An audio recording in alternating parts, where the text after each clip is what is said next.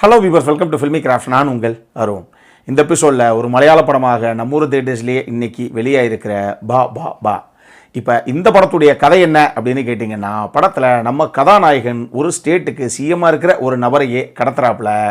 இவர் எதுக்காக சிஎம்மை கடத்தணும், இதுக்கு பின்னாடி இருக்கக்கூடிய காரணம் என்ன, கடைசியாக நம்ம கதாநாயகன் எடுத்த காரியத்தை வெற்றிகரமாக முடித்தாரா இல்லையா அப்படிங்கிறது தான் இந்த படத்துடைய மொத்த கதையே.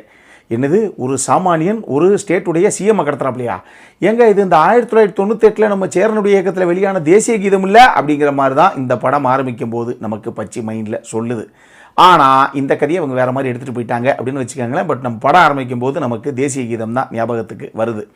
படத்தை தனஞ்சய் சங்கர் அப்படிங்கிற ஒரு அறிமுக இயக்குனர் தான் இயக்கியிருக்காப்புல.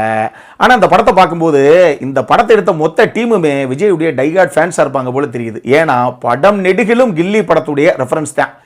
நீங்கள் படம் ஆரம்பித்ததுலேருந்து கிளைமேக்ஸ் வரைக்கும் கில்லி கில்லி கில்லி கில்லி கில்லி அப்படின்னு ஒரு 300 தடவை சொல்லியிருப்பாங்க. அந்த அளவுக்கு படம் நெடுகிலும் கில்லியுடைய ரெஃபரன்ஸு விஜயுடைய ரெஃபரன்ஸ் தான். அது படம் நெடுகிலும் அப்படிங்கிறத விட பாடல்களாகட்டும், வசனமாகட்டும், படத்தில் உள்ள வரக்கூடிய ஒரு சில கதாபாத்திரங்களுடைய பாடி மேனரிசம் ஆகட்டும்னு பல இடங்களில் விஜயுடைய ரெஃபரன்ஸ் தான் படம் நெடுகிலும். படத்தில் மோகன்லாலே பல இடங்களில் விஜய் பேரை தான் சொல்கிறாப்புல. அந்த அளவுக்கு விஜயுடைய வாசம் படம் நெடுகிலும் வீசும் அப்படிங்கிற அளவுக்கு full and full Vijay reference தான் இந்த படத்தில். பிரின்ஸ் அண்ட் ஃபேமிலி அப்படிங்கிற படத்துக்கு அப்புறம் இந்த வருஷம் திலீப் நடித்து வெளியாகிற ஒரு படம் இது. அந்த கதாபாத்திரத்துக்கு என்ன தேவையோ அதை திலீப் நேர்த்தியாக கொண்டு வந்திருக்காப்புல. அது அந்த மாசான இன்ட்ரோ சீக்வன்ஸாக இருக்கட்டும், ஒரு சில ஆக்ஷன் சீக்வன்ஸு, சின்ன சின்ன காமெடி போர்ஷன்ஸு அப்படின்னு அந்த கதாபாத்திரத்துக்கு என்ன தேவையோ எமோஷனலாகவும் ஒரு சில விஷயங்களை நல்லா கேரி பண்ணிட்டு போயிருக்காரு அந்த கதாபாத்திரத்தை. அவர் போக பைஜு சந்தோஷ் ஆகட்டும், வினித் சீனிவாசன், தியான் சீனிவாசன், சலீம் குமார், பாலு வர்கீஸ், சித்தார்த் பரதன், அப்புறம் நம்ம சரண்யா பொன்வன், ரெடின் கிங்ஸ்லே அப்படின்னு நம்ம ஊரில் இருந்து 2 பேர் அப்படின்னு பல ஆர்டிஸ்ட் உள்ள இருந்து எக்கச்சக்கமான பேர் இருக்காங்க. நான் 10 பேர் சொல்லலை, அப்புறம் அதுக்கே 30 நிமிஷம் போகும். அந்த அளவுக்கு ஊருப்பட்ட ஆர்டிஸ்ட் படத்துக்குள்ள. மோகன்லால் ஒரு எக்ஸ்டெண்டட் கேமியோ மாதிரி ஒரு பர்ஃபார்மன்ஸ் ஒன்று கொடுத்துருக்காரு. அவருடைய ஸ்டைலில் ஒரு கதாபாத்திரத்தை எப்படி பண்ணுவாப்லையோ அதே மாதிரி தான் பண்ணியிருக்காப்புல இந்த படத்துலையும். ஒரு சில சின்ன சின்ன காமெடி சீக்வன்ஸு, மாசான ஆக்ஷன் சீக்வன்ஸு அப்படி இப்படின்னு பல விஷயங்களை அவருடைய ஸ்டைலே அவரும் பண்ணியிருக்காப்புல. என்ன ஒன்று, நம்மால் வெள்ளை கலர் வேட்டி கருப்பு கலர் சட்டையை போட்டு வந்தாப்புல அப்படின்னாலே எனக்கு அந்த ஆக்ஷன் சீக்வன்ஸுக்கு முன்னாடியே தோணுச்சது. நம்மால் ட்ரௌசர் திருற மாதிரி வேட்டி கட்டிட்டு வந்தாப்புலனாவே கண்டிப்பாக வேட்டியை கலட்டி அந்த கருப்பு கலர் ட்ரௌசரோட ஒரு ஃபைட் சீக்வன்ஸ் இருக்கணுமே அப்படின்னு நினச்சேன். வச்சு விட்டாங்க அதை. அந்த மாதிரி அவர் அந்த கதாபாத்திரத்துக்கு என்ன பண்ணணுமோ அதை பண்ணியிருக்காப்புல. இதுபோக தமிழ் சினிமாவில் முன்னணி நடிகராக இருக்கக்கூடிய ஒரு ஆக்டர் கிளைமேக்ஸில் ஒரு சின்ன கேமியோ பர்ஃபார்மன்ஸ் ஒன்று கொடுத்துருக்காரு. அவர் யார் என்ன ஏதுன்னு நான் சொல்ல மாட்டேன். பார்க்கணும்னா படத்தை பார்த்தே அவர் யார் அப்படின்னு தெரிஞ்சுக்கங்க. RRR படத்தில் எப்படி அந்த நாட்டு பாட்டில் 2 ஆர்டிஸ்ட் ஆடினாங்களோ அதே மாதிரியே இதில் நம்ம லாலேட்டனும் சரி திலீப்பும் சரி ஒரு பாட்டுக்கு ஆடி இருக்காங்க. லாலேட்டன் இந்த வயசில் இந்த அளவுக்கு ஆடுறது அப்படிங்கிறது பெரிய விஷயம் தான். அவர் நல்லா தான் ஆடி இருக்காரு அந்த ஸ்டெப்ஸு எல்லாத்தையும். இந்த படம் பேசிக்காக ஒரு ஆக்ஷன் காமெடி படம் தான். அதனால காமெடி அப்படிங்கிறத ஒரு சில இடங்களில் எனக்கு எல்லா இடத்துலையும் ஒர்க் அவுட் ஆச்சு அப்படின்னு நான் சொல்ல மாட்டேன். ஆன் அண்ட் ஆஃபாகத்தான் எனக்கு ஒர்க் அவுட் ஆச்சு. பட் ஒரு சில இடங்களில் சில டைமிங் காமெடி டெலிவரிஸை அங்கங்கே லைட்டாக அப்படி யூஸ் பண்ணியிருக்காங்க. எனக்கு தெரிஞ்சு மலையாள ஆடியன்ஸுக்கு அவங்களுடைய ஓன் லாங்குவேஜில் பார்க்கும்போது இன்னுமே கூட பெட்டராக அந்த சின்ன சின்ன டைமிங் காமெடிஸ் எல்லாம் பெருசாக அவங்களுக்கு ஒர்க் அவுட் ஆகிறதுக்கு வாய்ப்புகள் இருக்குது.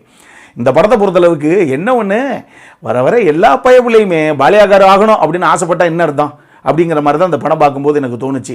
ஏன்னா சேம் பட் டிஃப்ரெண்ட் அப்படிங்கிற டைலாக் சொல்கிற அந்த விஷயமாகட்டும், நம்ம லாலேட்டன் தும்முனாலே தரையில் இருக்க தூசியெல்லாம் மேலே பறந்து அதை ஒரு மாஸ் சீக்வன்ஸாக வந்து காமிச்சது. அடேங்கப்பா, என்ன வர ஆளாளுக்கு பாலியாக ஒரு ஸ்டைல்லே பண்ணியிருக்காங்களே அப்படிங்கிற மாதிரியே நமக்கு தோணுது. அப்படி ஒரு சில விஷயங்களை பாலியாக ஒரு மாதிரியே இந்த டீமும் படத்தில் பண்ணி வச்சிருக்குது உள்ள.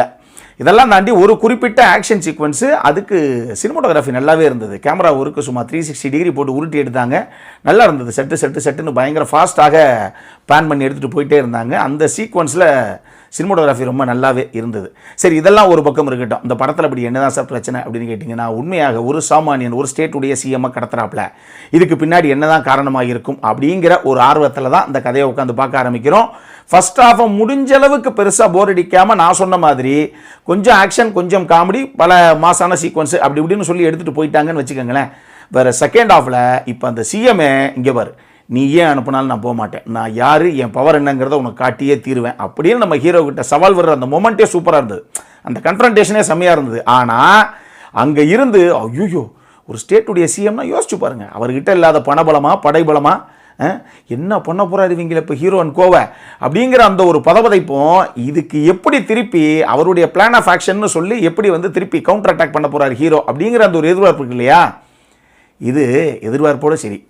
இப்போ அந்த சிஎம் சைட்லேருந்து சிஎம் எங்கே கடத்திட்டு போனாங்க, அவன் எங்கே வச்சிருக்கேன் அப்படிங்கிறத அவங்க ட்ராக் பண்ணி இன்வெஸ்டிகேட் பண்ண ஆரம்பிக்கிறாங்க. இன்வெஸ்டிகேட் பண்ணுறாங்க விட்டால் படம் முடிஞ்சு நம்ம வீட்டுக்கு வந்ததுக்கப்புறம் இன்வெஸ்டிகேட் பண்ணிகிட்டே இருப்பாங்க போல தெரியுது.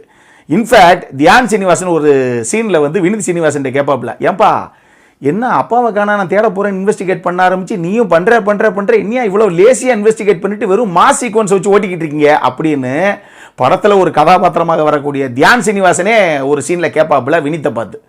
அந்த அளவுக்கு தான் இவங்க செகண்ட் ஹாஃபில் ஸ்க்ரீன் பிளே ஆகட்டும், இவங்க பண்ணி வச்ச சுவாரஸ்யமான சம்பவங்கள் ஆகட்டும் அப்படின்னு பண்ணி வச்சுருக்காங்க. ஃபர்ஸ்ட் ஹாஃபில் எந்த அளவுக்கு சுவாரஸ்யமாக கொஞ்சம் பரபரப்பாக எடுத்துகிட்டு வந்தாங்களோ அந்த எசன்ஸையே கம்ப்ளீட்டாக டைல்யூட் பண்ணி விட்டாங்க இவங்க பண்ண ஒரு சில சம்பவத்தினால. ஸோ ரைட்டிங் அப்படிங்கிறது கம்ப்ளீட்டாக அறவே செகண்ட் ஹாஃபில் கிடையாது.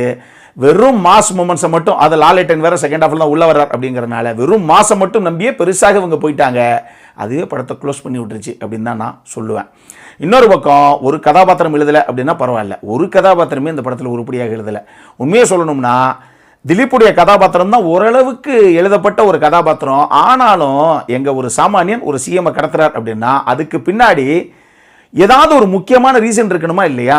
இப்போ அது ஆக்சுவலி ஹீரோவுக்கு ஒரு தனிப்பட்ட ரீசனாகத்தான் அந்த கதையில் சொல்லப்பட்டிருக்கு. ஆனாலும் ஹீரோவை பார்க்கும்போதெல்லாம் அடேங்கப்பா 1000 பேர் 2000 பேர் கூட்டத்தில் வந்துட்டான் என் தலைவன் அப்படிங்கிற அளவுக்கு ஆர்ப்பரிக்கிறாங்க, என்னப்பா அது லாஜிக் அப்படிங்கிற மாதிரி தான் அந்த படத்தில் எனக்கு பட்டுச்சு. அதனால் எந்த கதாபாத்திரமும் இந்த படத்தில் சுத்தமாக ப்ராப்பராக உட்காரவே கிடையாது. இந்த படத்தில் இன்ஃபேக்ட் ஒரு நல்ல எமோஷனல் சீக்வன்ஸு நமக்கு வந்து பெருசாக கனெக்டை கொடுக்கக்கூடிய ஒரு காட்சி அமைப்பும் இருக்குது. ஆனால் இப்படி கதாபாத்திரங்கள் எல்லாமே மேலோட்டமாக எழுதப்பட்டதின் விளைவாக அந்த காட்சியுமே சுத்தமாக நமக்கு ஒட்டவும் இல்லை, எந்த ஒரு எமோஷனல் கனெக்டை கொடுக்கவும் இல்லை.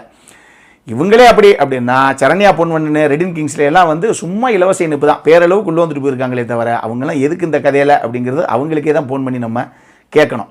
இதெல்லாம் தாண்டி இந்த படத்தில் லாஜிக் அப்படிங்கிறது அறவே கிடையாது. அவங்களே டைட்டிலில் தெளிவாக நோ லாஜிக் ஒன்லி மேட்னஸ் அப்படிங்கிறத தெளிவாக போட்டாங்க. அதனால் மூளையை கழட்டி மூளையில் போட்டு பார்க்க வேண்டிய ஒரு படம் இது. இதையும் நீங்கள் மைண்டில் தெளிவாக வச்சுக்கிட்டு அதுக்கப்புறம் போகலாமா வேணாமாங்கிற கால்லாம் எடுங்க.